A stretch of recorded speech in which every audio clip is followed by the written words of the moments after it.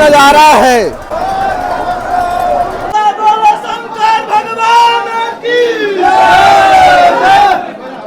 तो उस माया के आगोश में आकर के अपने आप को भस्म मत करिए।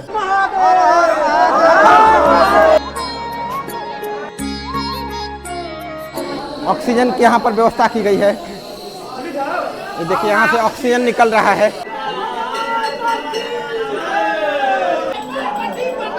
वासना एक आग है जो आखिरकार आपको जला करके भस्म कर देगी।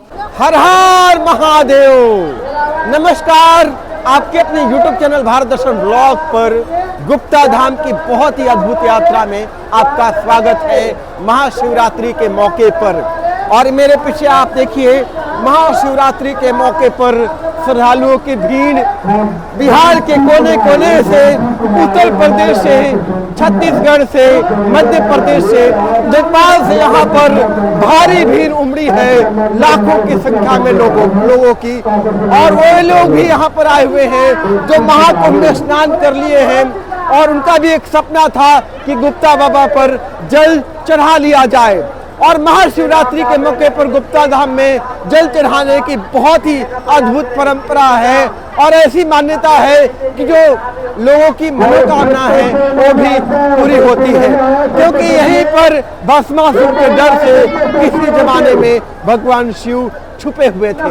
तो काफी इंपॉर्टेंट प्लेस है जिसकी वजह से यहाँ पर भीड़ देखने को मिल रहा है।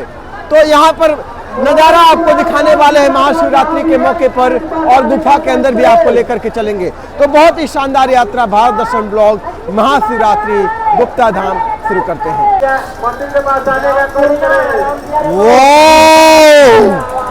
क्या नजारा है, आप देखिए महाशिवरात्रि के मौके पर गुप्ता धाम में लोगों की भीड़।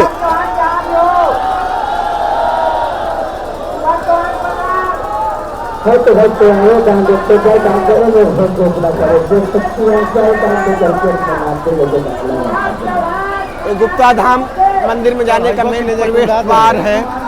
यहाँ पर भी देखिए लोगों की भीड़।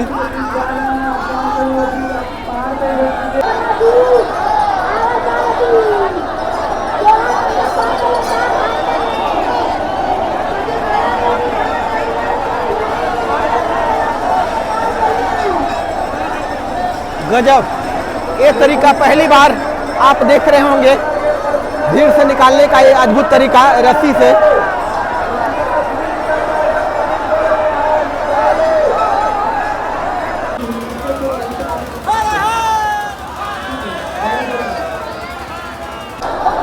जैसे ही दरवाजा का गेट खोला जाता है तो पूरा भगदड़ की स्थिति यहाँ पर हो जाती है।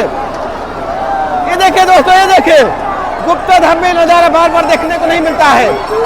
जो लोग अंदर जा रहे हैं और जो बाहर का नजारा होता है, बिल्कुल समुद्र की हिचकोले खाते हुए जनता आगे पीछे करती है। वो देखिए दोस्तों, गजब का नजारा यहाँ पर गुप्ता धाम में। भयंकर भीड़। गुप्ता धाम में महाकुंभ का नजारा आपको देखने को मिल रहा है। बिल्कुल फंसे हुए दबे हुए लोग, महिलाएं भी दबी हुई है। महिलाएं, पुरुष, बच्चे, बूढ़े सभी लोग इस भीड़ में इधर उधर जो है समुद्र की लहरों की तरह हिचकोले खा रहे हैं। और ऐसा तब होता है जब गेट को खोला जाता है।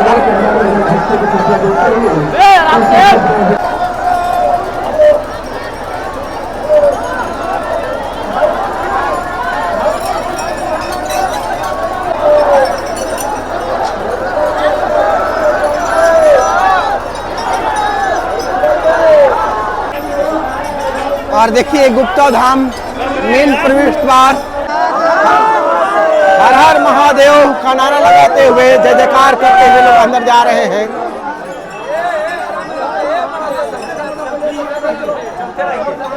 और दोस्तों, अब हम गुप्ता धाम के अंदर प्रवेश कर चुके हैं।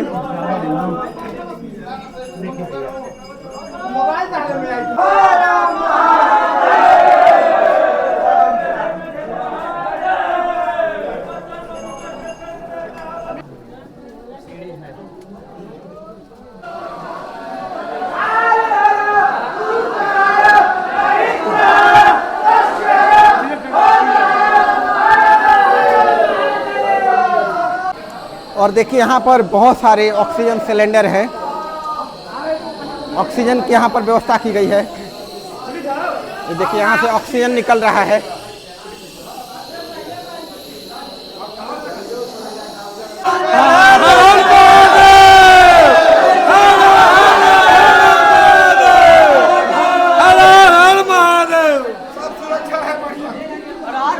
और पहला जो दर्शन यहाँ पर होता है, पांचों पंडा का दर्शन होता है। भारत दर्शन ब्लॉग, पांचों पंडा हैं। हाँ, यहाँ पर भी लोग जल चढ़ाते हैं। और देखिए यहाँ पत्थरों की बनावट आप देखिए। अरे चाहे गर्मी हो, चाहे बरसात हो, चाहे ठंडा हो, यहाँ पर हमेशा जल टपकते रहता है। कि जल चू रहा है, देखिए फिर है ना। हाँ, ऊपर में आप देखिए जिस तरह से बर्ड का बरोह होता है, उसी तरह पत्थर का यहाँ पर बरोह लटका हुआ है। और ऊपर से ही पानी चू रहा है। और एक दो नहीं, यहाँ पर हजारों की संख्या में बरोह लटके हुए हैं, जैसे बर्ड का बरोह होता है। तो ये बनावट बड़ा अद्भुत है गुप्ता धाम की। और जल जो टपकता है, लोग उसकी बूंदे अपने मुंह में लेते हैं और मानते हैं कि भोले की कृपा है जो बूंद के रूप में टपक रही है।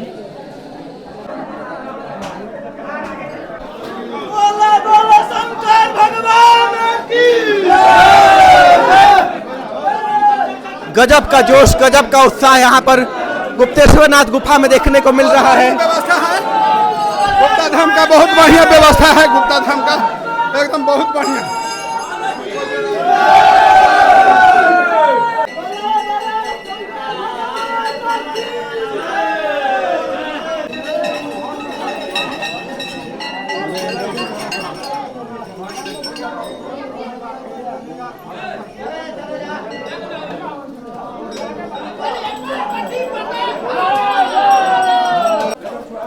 ए मानुष्य जन्म अनमोल रे, इस मिट्टी में ना तोल रे।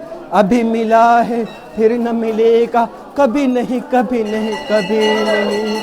अभी मिला है फिर न मिलेगा, कभी नहीं कभी नहीं कभी नहीं। दोस्तों ये मनुष्य जन्म हमारा जो मिला है बड़ा अमूल्य है, बड़ा अनमोल है।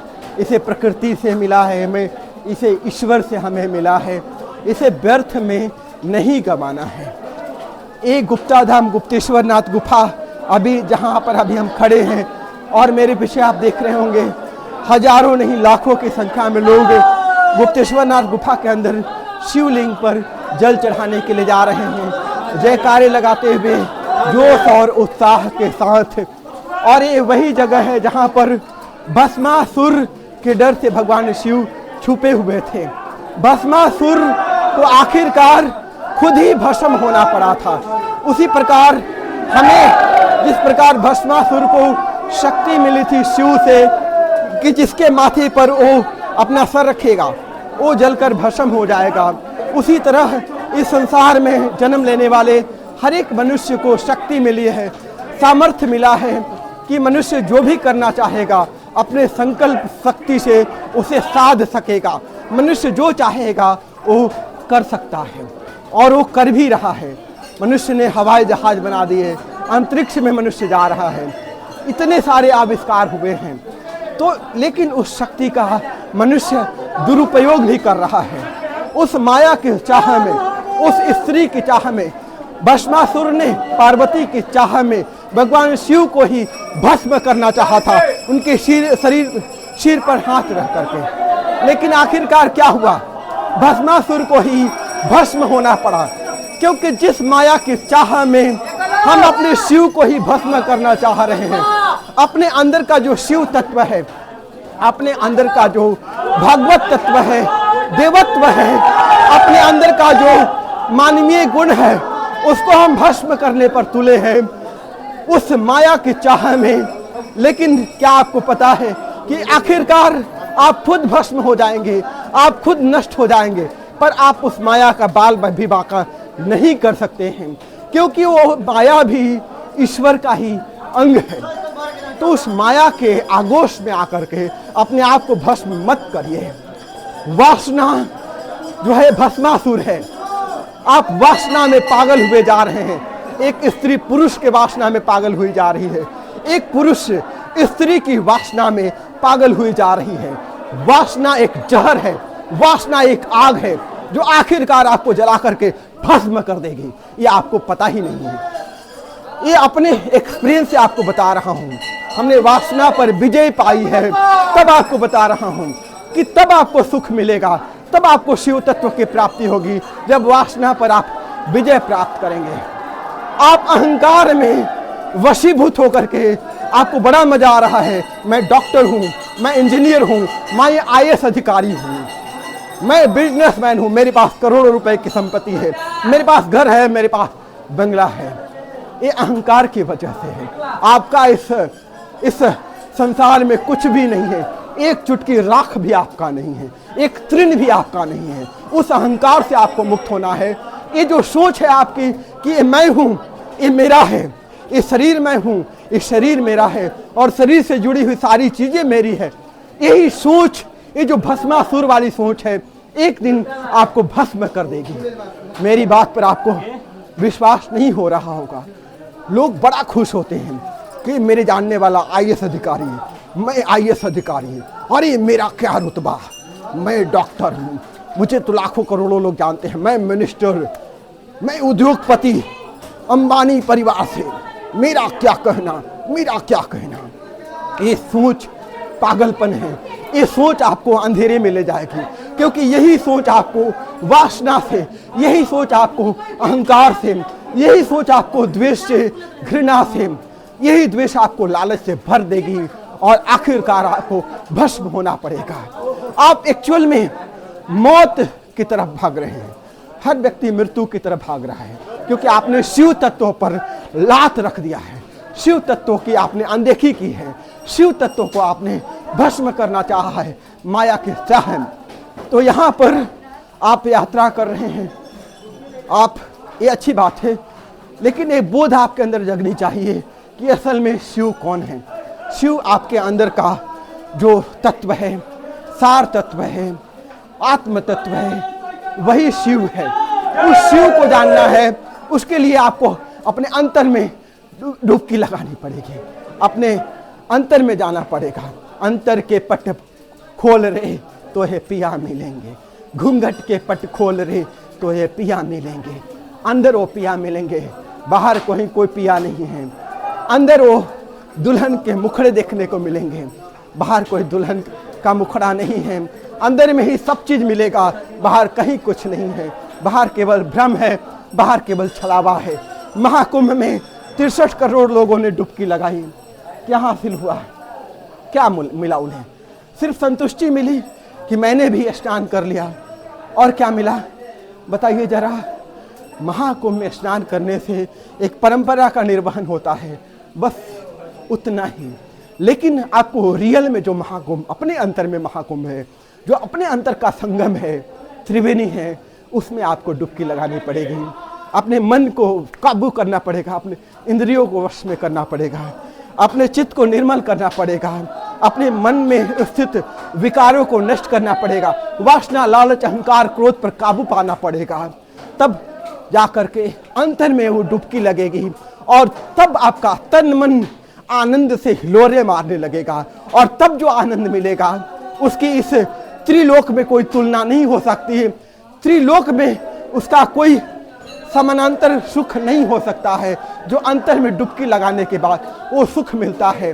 जब आप त्रिगुणात्मक प्रकृति से परे जो है आप चले जाते हैं, सत्वगुण, रजोगुण और तमोगुण को भी पार कर जाते हैं, तब असल में आप शिव तत्व के साथ एक हो जाते हैं, आप शिव ही हो जाते हैं। यही उद्देश्य है मानव जीवन का। इस चीज को आपको समझाना चाहते हैं। होप आपको मेरी बात, कुछ ही बात समझ में आए, आपका कल्याण हो जाएगा।